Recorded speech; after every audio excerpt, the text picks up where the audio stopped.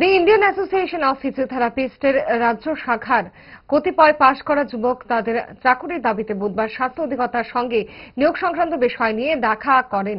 এর আগে গত সেপ্টেম্বর মাসেও তারা দেখা করেছিল।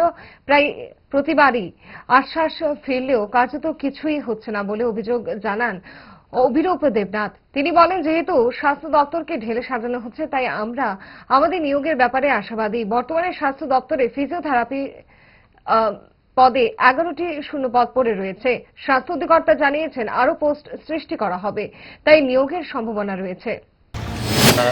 পোস্ট ক্রিয়েট হয়েছে বলতে আমরা যখন দেখেছিলাম যে 11খানা পোস্ট ছিল, তখন তখন ওরা বলেছিল যে পোস্ট সংখ্যাটা আরও বাড়িয়ে আরও বেশি সংখ্যক ফিজিওথেরাপিস্ট নিয়োগ করার সম্ভাবনা আছে। এখন এর কি আপডেট হবে সেটাই ডিসকাস করতে আমরা এসেছি। পোস্ট খালি আছে বর্তমানে 11খানা পোস্ট খালি আছে।